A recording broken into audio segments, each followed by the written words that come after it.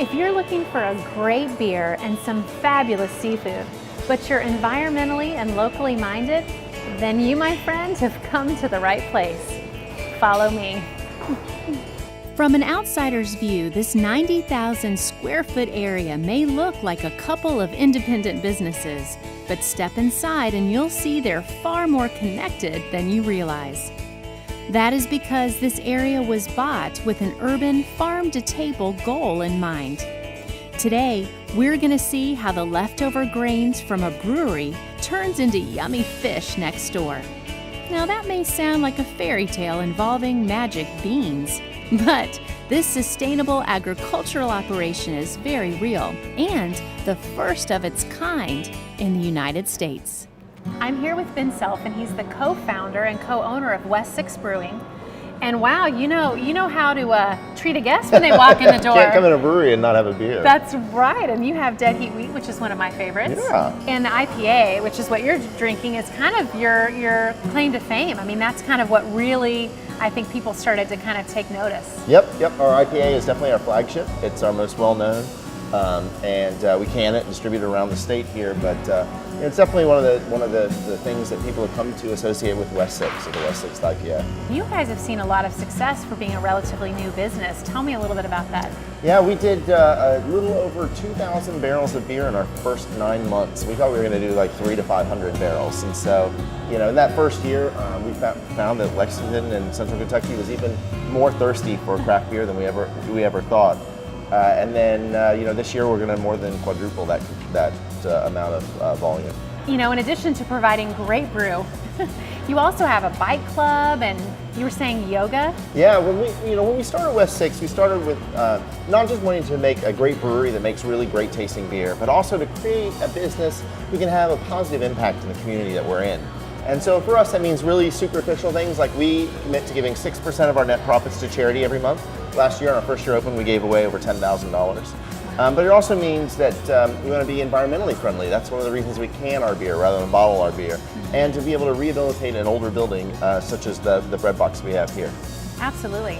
Well, and you married a smart cookie, an MIT grad, and she actually helps with that kind of investment into the community. Exactly. This building that we're standing in here and that the tap room is in and people can come and visit it was great. It met a lot of our needs. It was near downtown, it was in an old neighborhood, it was great for food production. But the challenge was that we were looking for about 10,000 square feet and it was over 90,000 square feet. And so we said, this is an opportunity to turn this project kind of on its head and surround ourselves with like-minded organizations and businesses that share a similar feel. FoodChain's a great example of that. They take a waste product from the brewery that would otherwise be a waste, and they turn it into a usable set of products, fish and greens, that are then served from Smithtown Seafood out front that people then enjoy back in the brewery. So it's this great kind of circular reinforcement that really I think is the key to having a business with successful community partners. It's got to be a win for everybody. Absolutely. Well, thank you so much for giving to the community and for giving us some great beer. Absolutely. Cheers to that. Cheers. FoodChain aims to reconnect people with their food through sustainable farming indoors. This 7,000-gallon aquaponics system is the state's first large-scale indoor system of its kind and will aid in growing both tilapia and greens. The symbiotic relationship of not only what is grown, but also how businesses here interrelate, is agricultural science at its best. I'm here with Becca Self, and she's the Executive Director at FoodChain. Wow, this is quite an operation back here, and you were saying you've just gotten started. We're really still at our infancy of this, but it's really thrilling to see how far it has come in the last 9 months, 10 months. Moving from ideas on paper and brainstorming with some of the other partners and all the kind of exciting pieces pre-construction, and then to really see product coming out now is a whole different level of thrilling. Absolutely. Okay, so tell me, for people who don't know, this is aquaponics. It is. And so what is that exactly? So aquaponics, the word, comes from combining aquaculture with hydroponics, and that's really what aquaponics is. It's the merging together of those two ways of growing food. So aquaculture is growing fish or aquatic organisms as kind of a farm condition, and then hydroponics is growing plants without soil. So aquaponics is merging those two things together. So we're growing both fish and plants, and the wonderful thing about aquaponics is those two organisms live symbiotically together. Right. So the waste from the fish actually is the fertilizer for our plants, and the plants in turn, as they take that waste out, clean water to go back to the fish. So it's, it looks somewhat complicated, but mostly we're just mimicking nature. Well, in this, I guess I read this is very new for, well, anywhere, but especially for Kentucky. It's really new in Kentucky, particularly on an indoor commercially scaled system. The field of aquaponics is decades old. It's actually one of these instances where we're learning from countries that actually have substandard soil or limited water quality, because they've had to be a lot more frugal and stewarding with their resources. And now, as we're starting to understand that resources aren't unlimited, and that we need to be responsible and be mindful of them, we're kind of learning from those other countries that have gone before us. So it's really new to the United States, new to Kentucky, and then we're trying to take it the next step along and doing it in these indoor applications so that we can take advantage of urban populations and densities and concentrations and some of the underutilized resources that are right under our noses. Right. Well, I'm excited to learn how. I'm not a farmer, but do you think you could give me a tour? I hope so. I hope so. This is what we do, so I'm hopeful that we can show you the basics of it.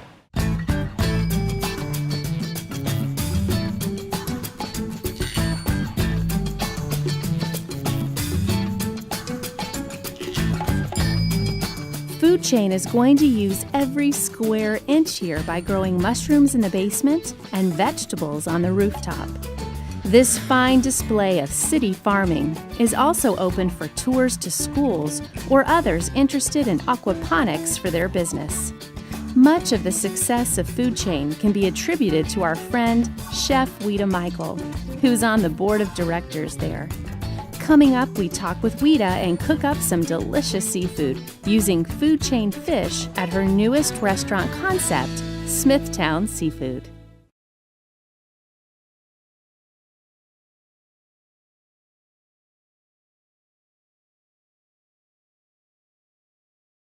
Today, we're at an area known as the Breadbox, which is located in an old bread factory from the 1900s that sits on the corner of 6th and Jefferson in Lexington, Kentucky. Housed in this building are 3 businesses that would otherwise seem unrelated, but are really part of a symbiotic relationship. We learned that the spent grain from West Sixth Brewing is used for food for tilapia grown in tanks at FoodChain, and then are harvested and used as ingredients at Smithtown Seafood. Chef Ouita Michel, who also owns and operates Holly Hill Inn, Wallace Station, Windy Corner, and Midway Bakery, has always wanted to open a seafood restaurant, and so this urban farm-to-table restaurant was a perfect fit. I'm so excited I get to be back with my good friend, Ouita Michel. We're friends at this point. I've visited all of your restaurants, and I'm a big fan. Well, thank you so much.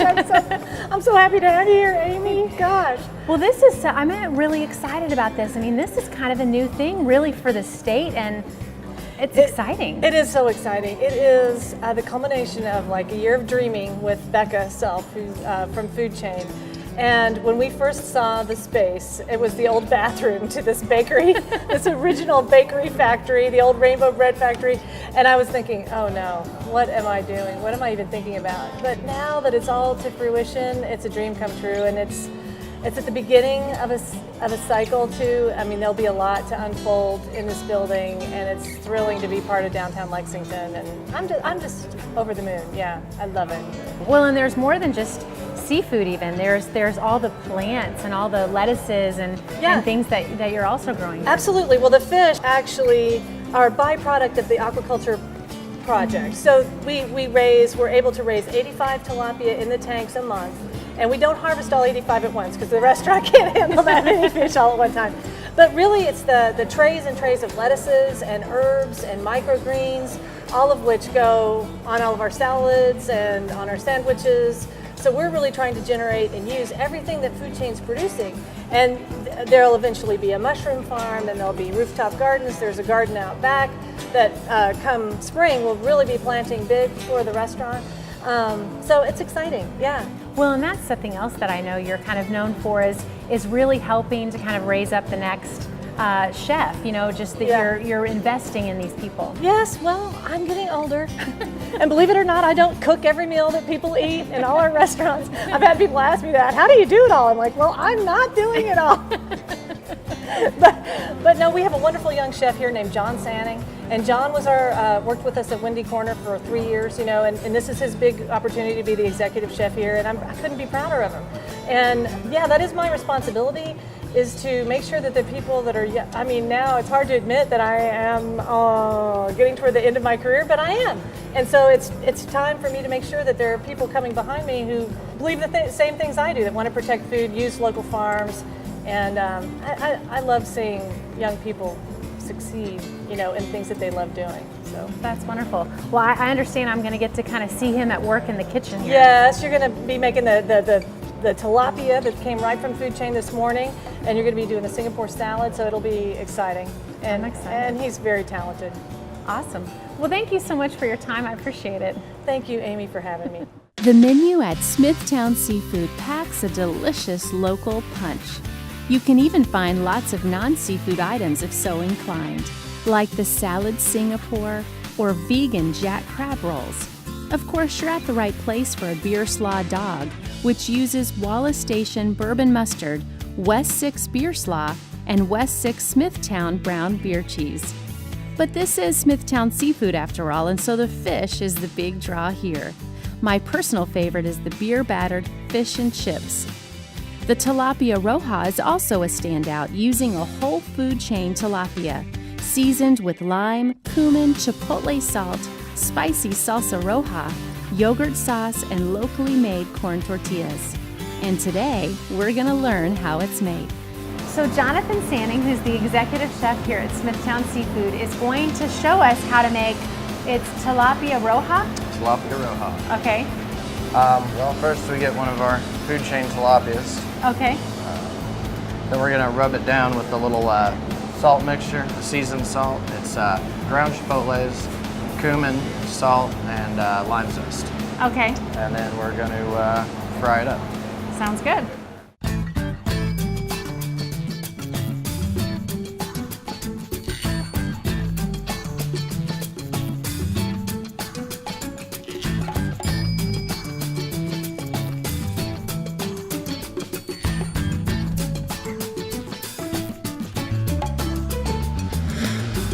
The regular menu items here are outstanding, but they have equally as delicious specials, like Asian-style Kentucky lamb ribs with kimchi and collard greens, or seared scallops over barley porridge with glazed beets and toasted pistachios.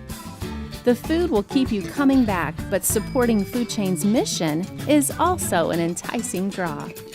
Every tilapia you purchase sends money back to FoodChain to support its innovative, sustainable agricultural practices. So next time you're in the mood for seafood and brew, do yourself a good deed and visit West Sixth Brewing, FoodChain, and Smithtown Seafood, all located in the Breadbox in downtown Lexington. Your tummy will be happy and your heart will feel good for supporting this urban farm-to-table community of businesses.